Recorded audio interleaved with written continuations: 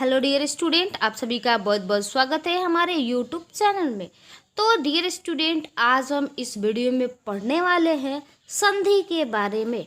संधि जो है कितने प्रकार के होते हैं और उनके जो है भेद कितने होते हैं, यानी प्रकार कितने होते हैं, इसका डिफिनेशन क्या होता है। तो ये जो है वीडियो सभी बच्चों के लिए है, जो है 1 से लेकर मतलब सभी क्लास के बच्चों के लिए, ठीक है। तो इस वीडियो को जो कंटिन्यू देखिएगा और समझने का जो प्रयास कीजिएगा, आपके लिए जो बहुत ही महत्वपूर्ण है। तो इस वीडियो में जो विस्तार पूर्वक से पढ़ने वाले हैं संधि के बारे में। आपके सभी एग्जामों में जो है पूछ सकता है संधि के बारे में, ठीक है। तो चलिए सबसे पहले हम जान लेते हैं संधि किसे कहते हैं, ठीक है। संधि का छोटा सा संक्षेप में डिफिनीशन है, दो समीपवर्ती वर्णों के परस्पर मेल से जो विकार उत्पन्न होता है यानी परिवर्तन होता है, उसे हम कहते हैं संधि।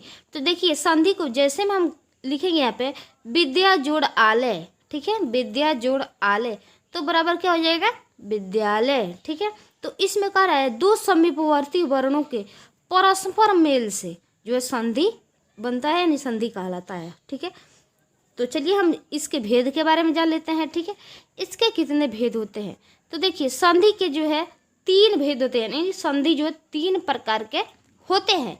कौन कौन होते हैं? पहला जो है स्वर संधि, ठीक है, पहला स्वर संधि, दूसरा व्यंजन संधि, तीसरा जो है विसर्ग संधि, ठीक है, विसर्ग संधि तीसरा है।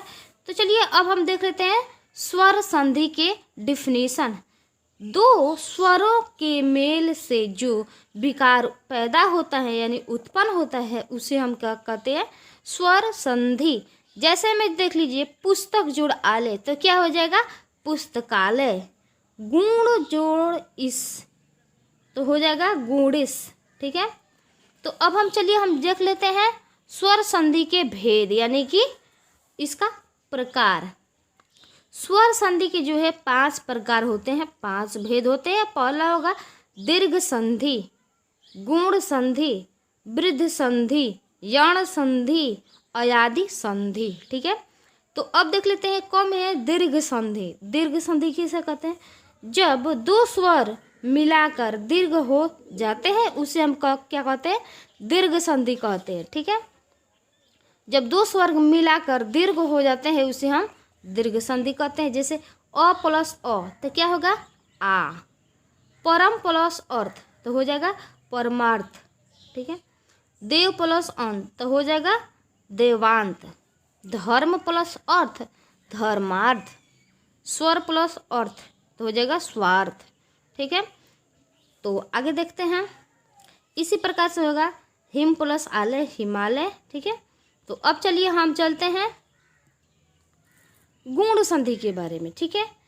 गुण संधि का डिफिनीशन होगा यदि अ क में जो है आ के आगे ई छोटा ई बड़ी आए तो ए, उ बड़ा उ आए तो ओ, तथा री आए तो दोनों के स्थान पर जो है अर हो जाता है, उसे हम गुण संधि कहते हैं। तो देखिए इस प्रकार समझ लेते हैं। अ प्लस ई आए तो क्या हम कहेंगे ए, जैसे कि मान लीजिए गज प्लस इंद्र तो गजेंद्र, गुण प्लस इंद्र गण प्लस इंद्र गणेंद्र, नग प्लस इंद्र नागेंद्र, सूर प्लस इंद्र सुरेंद्र, ठीक है। इसी प्रकार से जो है यहाँ पे देख लीजिए, ठीक है। तो मेन आपको यही पढ़ना है, ठीक है। अ प्लस उ बराबर क्या बन जाएगा ओ, तो देखिए अ प्लस बड़ा उ तो ओ, ठीक है।